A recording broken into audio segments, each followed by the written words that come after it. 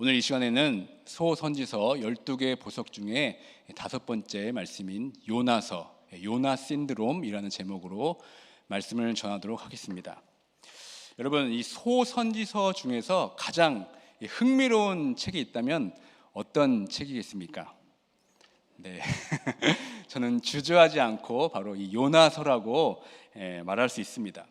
그러니까 지금까지 살펴본 이 소선지서 중에서 호세아, 요엘, 아모스, 이 오바댜 이 선은요, 읽고 또 읽어도 사실 무슨 말인지 잘 모릅니다. 왜냐하면 거기다가 이 시의 형태로 되어 있기 때문에 상징도 많고 비유도 많고 함축적인 내용이 많이 있습니다.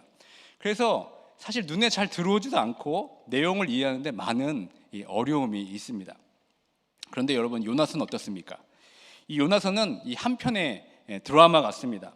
이 극적인 반전이 곳곳에 숨어져 있고, 그리고 내용이 아주 길지가 않습니다. 그래서 한번 읽기 시작하면 끝까지 다 읽을 수가 있습니다.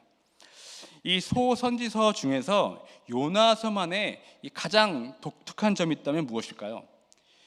이 소선지서, 이 선지서라고 하면은 하나님께서 택하신 이 선지자를 통하여서 이 하나님의 말씀을 예언하고 선포한 책입니다.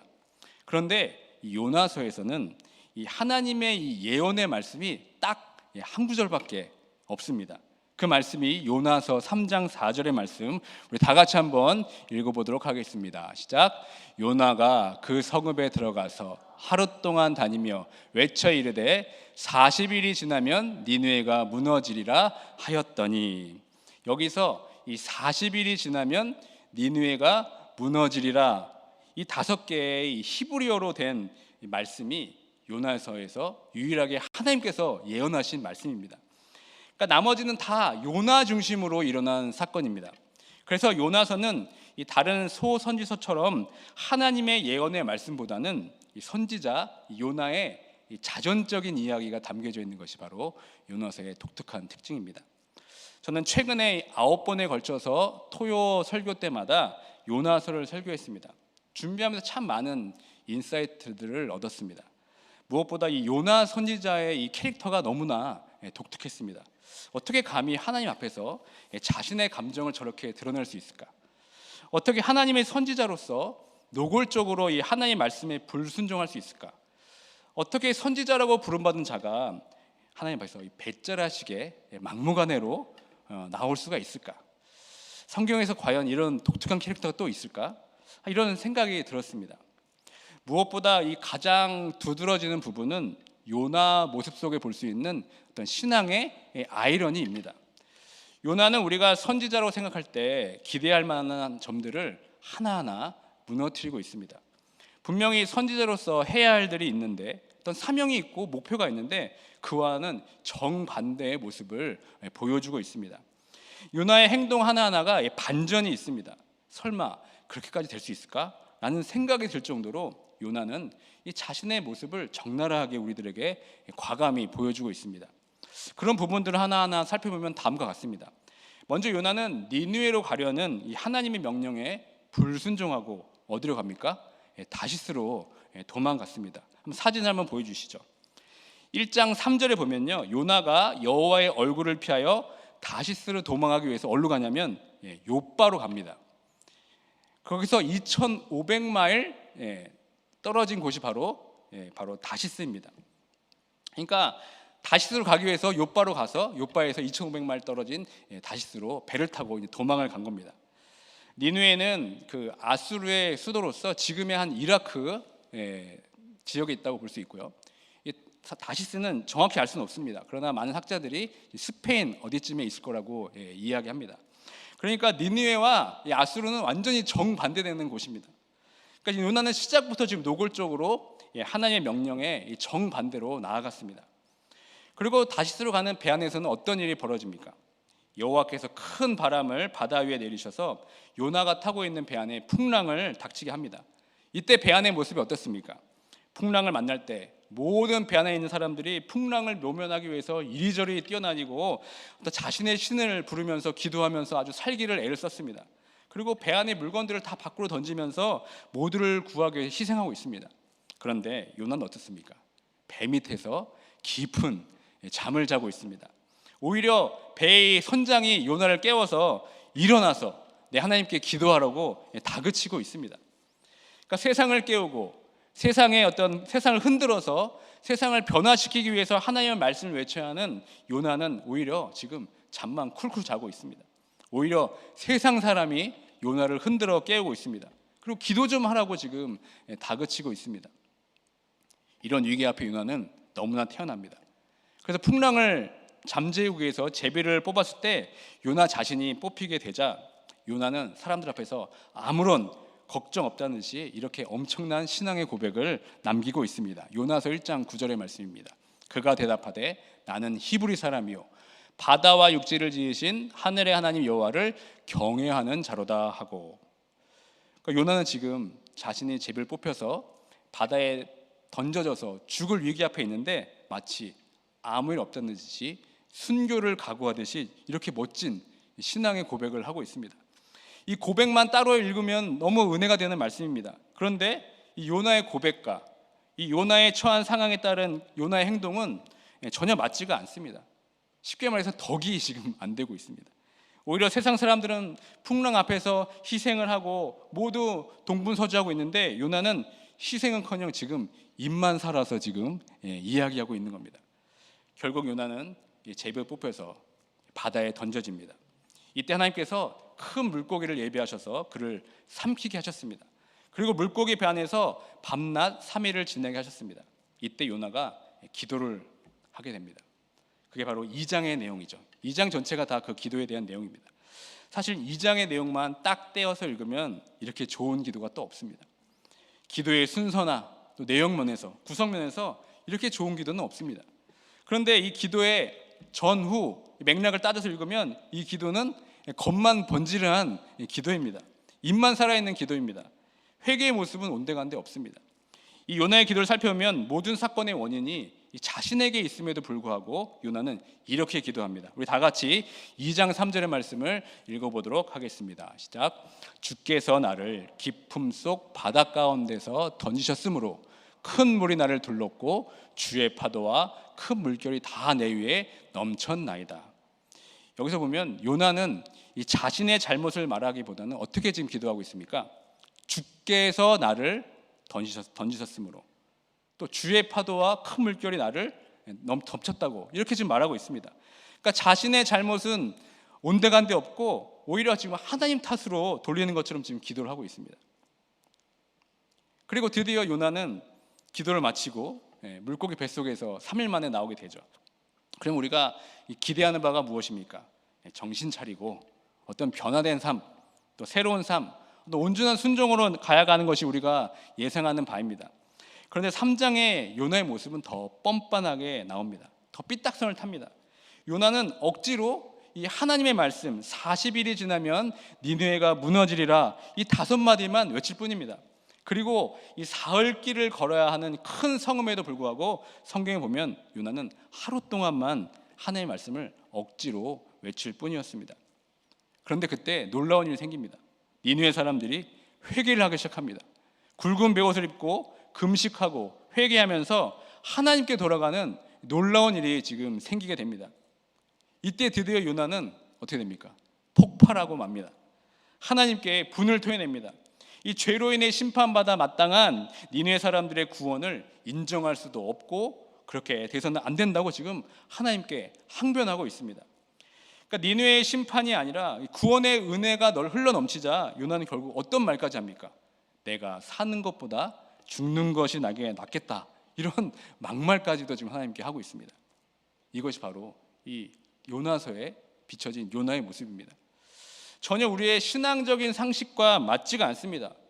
어떻게 이런 말씀이 성경에 있을 수 있을까? 교회 고개를 갸우뚱하게 만듭니다. 그렇다면 이 요나서를 통해서 하나님은 우리에게 무엇을 말씀하고자 하시는 것이겠습니까? 그것은 바로 이런 요나의 모습이 바로 이스라엘 백성의 모습임을 풍자하고 있는 겁니다. 요나는 지금 이스라엘 백성들의 모습을 대변하고 있습니다. 요나서 전체를 다시 한번 여러분 생각해 보시길 바랍니다. 모든 것이 하나님께 응답되고 있습니다. 풍랑 속에 뱃사람도 하나님께 돌아왔습니다. 그리고 바다도 또 하나님의 말씀에 순종했습니다. 큰 물고기도 마찬가지죠. 그리고 박넝쿨, 벌레까지도 하나님께 응답하고 있습니다. 그리고 무엇보다 이 악독한 니느웨 사람들도 하나님께 응답하고 돌아가고 있습니다. 그리고 심지어 이 가축들까지도 하나님께 응답하고 있습니다.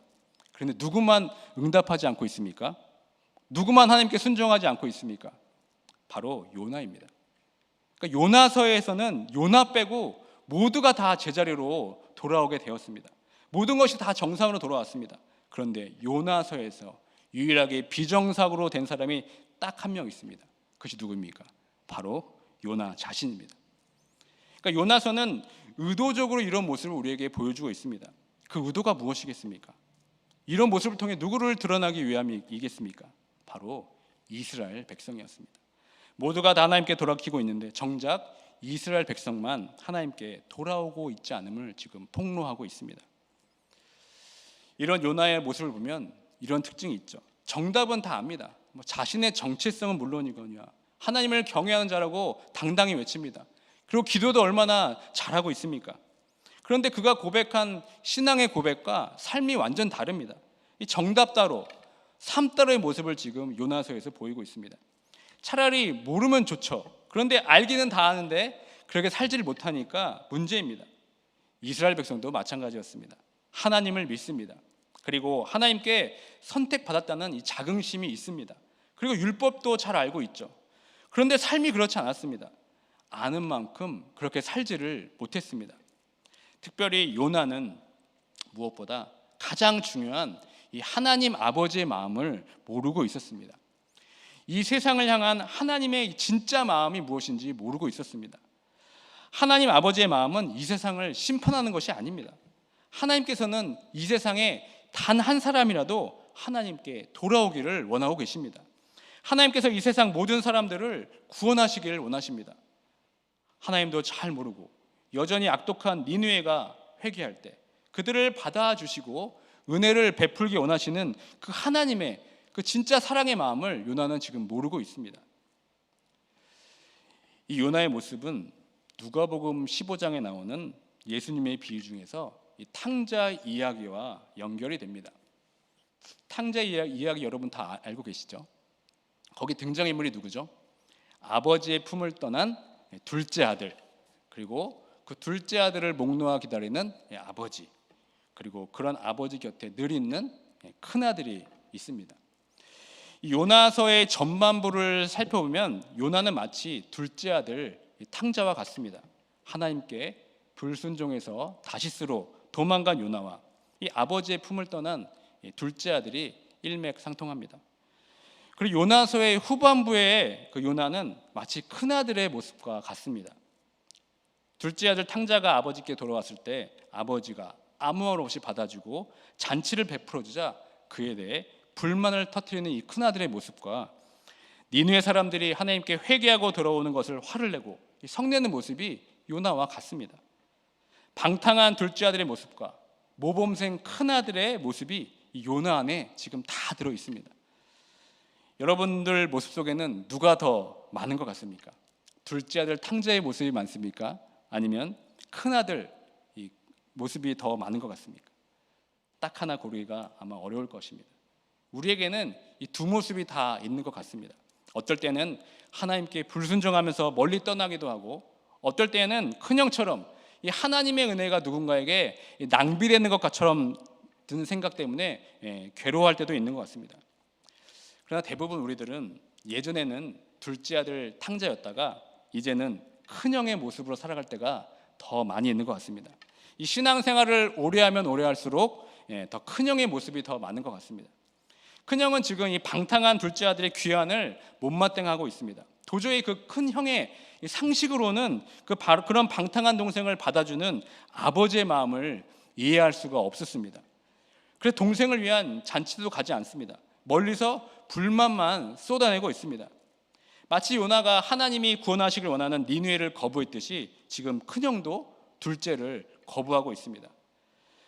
요나와 또 이 큰아들은 이런 하나님의 무차별적인 긍휼을 이해하지 못하고 있습니다. 나에게는 당연히 하나님의 은혜지만 이 다른 사람에게는 그 은혜를 아깝게 여겼습니다. 나도 죽을 수밖에 없던 죄인이었고 그 하나님의 은혜를 입고 새 생명을 얻는 것이 당연한 것인데 탕자인 둘째 아들과 이 악독한 니느웨의 구원은 못마땅해하고 있습니다. 하나님을 예배하고 하나님의 말씀을 지키며 산다고 하지만 정작 이 하나님의 가장 깊은 그 사랑의 마음은 모르고 있었습니다. 우리들은 어떻습니까? 아버지의 진짜 마음은 모른 채 정답을 다 아는 것처럼 말하면서 비판하고 정죄하는 이 큰형의 모습이 우리의 모습은 아닙니까? 요나 자신도 물고기 뱃속에서 그 놀라운 구원의 은혜를 경험했음에도 불구하고 그 은혜가 니느웨 사람들에게 가는 것을 아까워하며 분노하며 인색하게 굴었던 것처럼 그 하나님의 은혜를 나만 누리고 독점하려는 모습이 우리들에게 얼마나 많이 있습니까? 이 겉으로는 아버지의 속을 썩이지 않는 것처럼 모범적인 삶을 살아가는 것 같지만 정작 하나님의 마음을 모른 채 형식적으로 외면적인 신앙생활에 젖어서 있는 이 모습을 우리의 모습은 아닙니까? 이런 현대판 요나가 바로 우리들의 모습은 아닐까요? 하나님의 마음은 진정으로 모른 채 입만 살아있고 겉만 번지르한 신앙의 모습을 살아가는 모습을 가리켜 우리는 무엇이라고 부릅니까? 바로 요나 신드롬, 이렇게 우리는 부릅니다.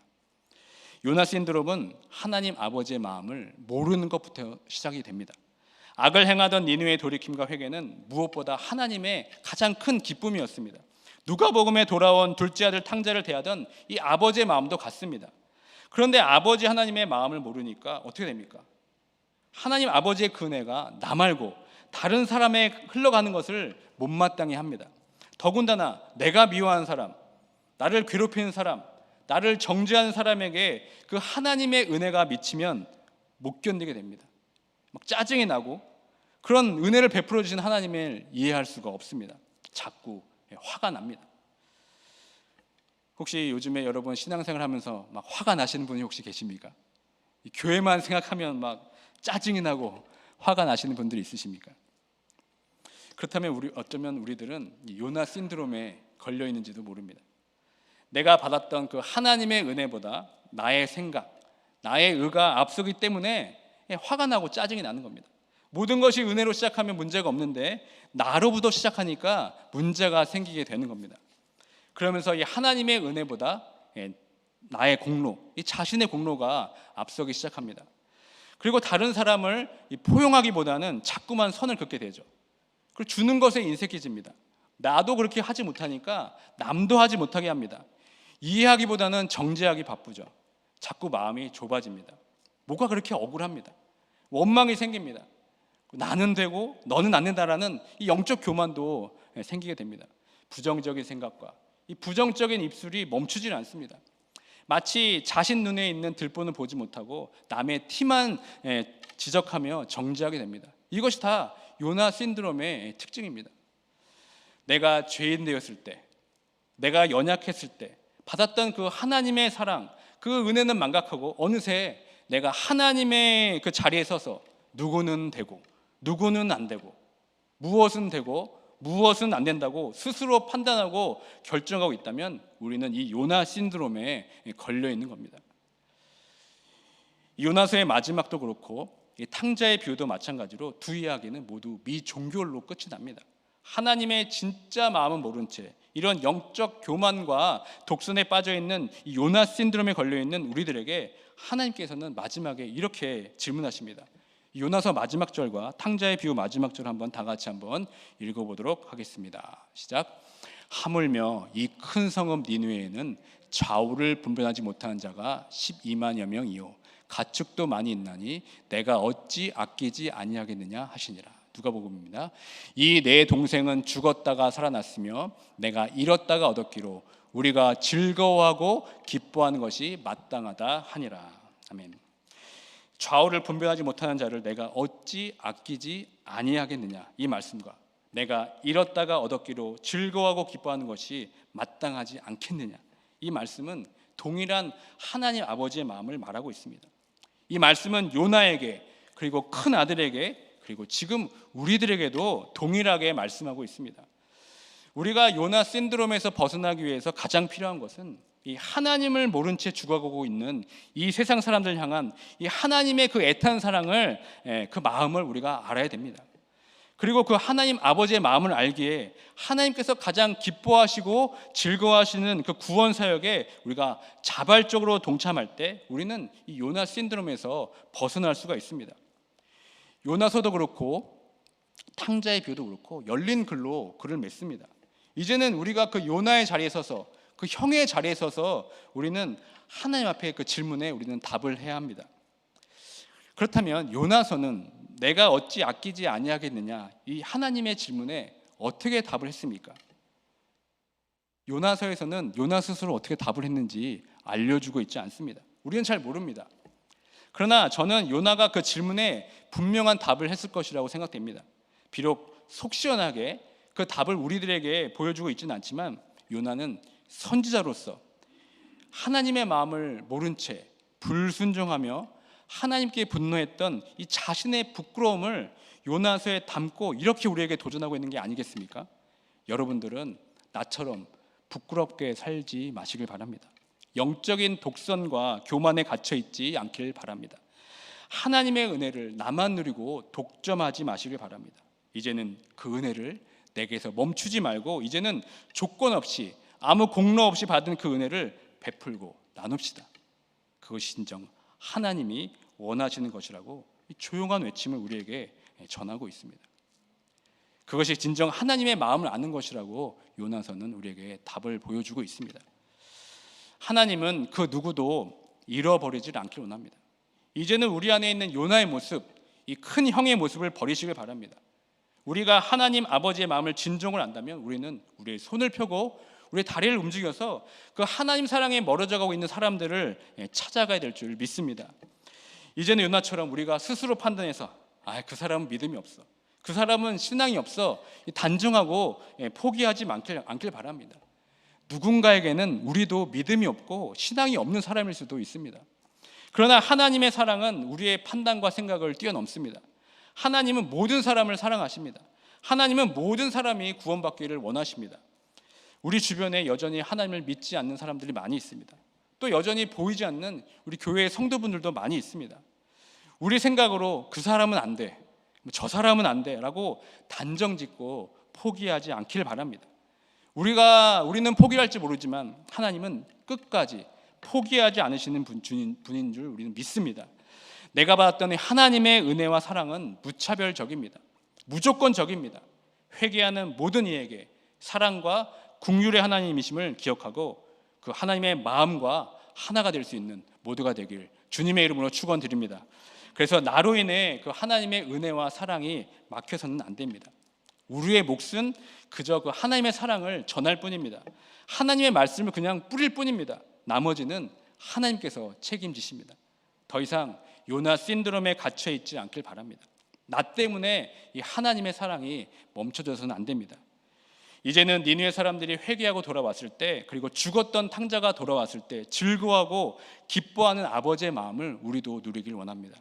우리 마음에 조금이라도 누군가가 그 즐거움에 오는 것이 불편하고 피하고 싶다면 우리는 요나 신드롬에 여전히 빠져있는 증거입니다. 말씀을 마칩니다. 이제는 요나서를 통해 내가 요나였음을 깨닫기 원합니다. 하나님의 마음을 모른 채 요나 신드롬에 갇혀있던 나 자신을 발견했다면 이제는 하나님께 회개하며 나아가길 원합니다. 모두가 하나님께 다 돌아가는데 요 나만 돌아가지 않고 있지는 않는지 한번 내 자신을 살펴보길 원합니다. 이제는 이 세상을 향한 이 하나님의 마음을 더욱더 알기를 원하고 그 하나님 마음에 합한 자 되어서 하나님의 사랑을 나의 삶을 통해 이 세상 가운데 더욱더 펼칠 수 있는 모두가 되길 주님의 이름으로 축원드립니다. 아멘.